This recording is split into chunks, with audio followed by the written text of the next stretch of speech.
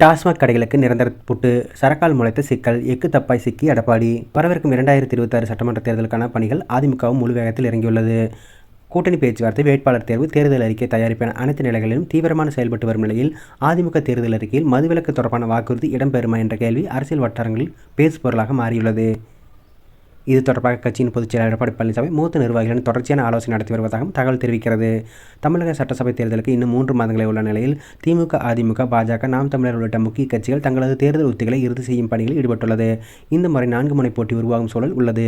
அதே நேரத்தில் ஒவ்வொரு கட்சியும் தேர்தல் அறிக்கையை மிக கவனமாக வடிவமைக்க வேண்டிய கட்டாயத்தில் உள்ளதாக அரசியல் பார்வையாளர்கள் கூறுகிறார்கள். திமுக ஏற்கனவே கனிமொழி தலைமையில் தேர்தல் அறிக்கை குழுவை அமைத்து பணிகளை தொடங்கியுள்ளது. இந்த நிலையில் அதிமுகவும் தங்களது அறிக்கைக்கான பணிகளை முடுக்கிவிட்டுள்ளது.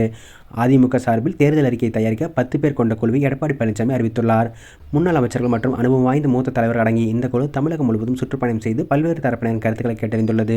அந்த சந்திப்புகளில் குறிப்பாக பெண்கள் மத்தியில் இருந்து டாஸ்மாக் கடைகளை மூட வேண்டும், மதுவிலக்கு அமல்படுத்தப்பட வேண்டும் என்ற கோரிக்கை வலுவாக முன்வைக்கப்பட்டதாக கூறப்படுகிறது.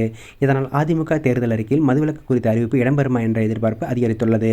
ஆனால் இதே விவகாரத்தில் கட்சியின் உள்ளக சர்வே முடிவுகள் தெளிவான முடிவு எடுக்க முடியாத நிலை ஏற்பட்டுள்ளதாக தகவல் வெளியாகியுள்ளது. மதுவிலக்கு வாக்குறுதி கொடுத்தால் தேர்தலில் சாதகமா அல்லது பாதகமா என்ற குழப்பம் அதிமுக தலைமையில் உருவாகியுள்ளது.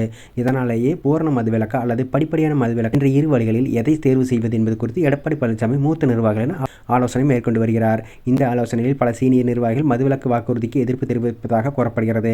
கடந்த 2016 சட்டமன்ற தேர்தலில் திமுக பூரண மதுவிலக்கு வாக்குறுதி அளித்தது அக்கட்சிக்கு எதிர்மறை விளைவுகளை ஏற்படுத்தியது என்றும், அதனால்தான் 2021 தேர்தலில் அந்த வாக்குறுதியை திமுக கைவிட்டது என்றும் அவர்கள் எடுத்துரைத்து கூறியுள்ளார்கள். இதே தவறு மீண்டும் நடக்கக்கூடாது என்பதே அவர்களின் கருத்தாக உள்ளது. அதே நேரத்தில் டாஸ்மாக் மூலமாக ஆண்டுக்கு 50,000 கோடி ரூபாய்க்கு அதிகமான வருவாய் அரசுக்கு கிடைக்கிறது என்பதும் ஆலோசனையில் வலியுறுத்தப்பட்டுள்ளது.